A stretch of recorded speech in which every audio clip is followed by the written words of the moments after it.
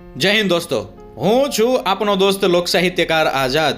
મારા વાલા, ઝાલાવાડની આ જગજૂની ધરતીની માથે અનેક એવા શિલ્પ સ્થાપત્યો આપણે જોયા, પરંતુ ઝાલાવાડની ભૂમિમાં એમ કહેવાય કે એક બાજુ ગોપાલગઢ અને એક બાજુ બુટવડા ગામ છે.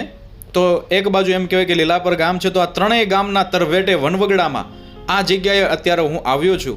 એવું કહેવાય છે કે જે તે સમયે આ જગ્યાએ એક સાધુ સંત મહાત્મા રહેતા હતા. તો આ બધી જે મૂર્તિઓ તમે જોઈ રહ્યા છો દોસ્તો, એ એક એક પથ્થરને કાપી અને બધી આ મૂર્તિઓ બનાવવામાં આવી છે.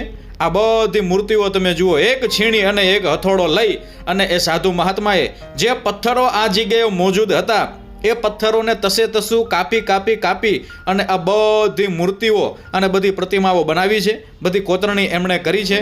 હા, સાધુ તેરો સંગડોના છોડું કહેવાય છે ને દોસ્તો, કે સાધુ તેરો સંગડો ના છોડું મેરે લાલ, ઓ લાલ મેરા દિલ મેં સંતો, ઓ લાગી મેરાગી વાલા, જોયું મેં તો જાગી હું જી. આ વનવગડાની માલિપા આ જગ્યાએ જે મોટા મોટા પથ્થરો હતા એ બધા પથ્થરોને એક પછી એક છીણી હથોડો લઈ અને એ સાધુ મહાત્માએ કોતરી અને આ બધા રૂપ આપેલા છે. દોસ્તો, આપ જોઈ શકો છો ઝાલાવાડની આ જોરાવર ધરતી. વાહ ભેવા, આ નાગ દેવતા છે, આપ જોઈ શકો છો દોસ્તો.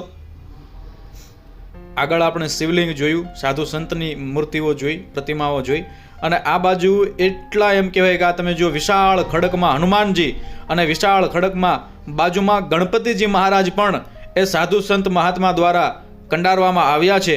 તો દોસ્તો, ખરેખર આ બધી વસ્તુઓ જોવી, જાણવી, હા, આ બધી નિહાળવી, આ બધી વસ્તુઓને માણવી એ આપણા જીવતરનો લહાવો છે. તો એ સાધુ સંત મહાત્માને પણ આપણે કોટી કોટી વંદન કરીએ. આ તો જગ જૂની ઝાલાવાડની ધરતીની તો આપણે શું વાત કરીએ. આ હા હા, જય હો જય હો.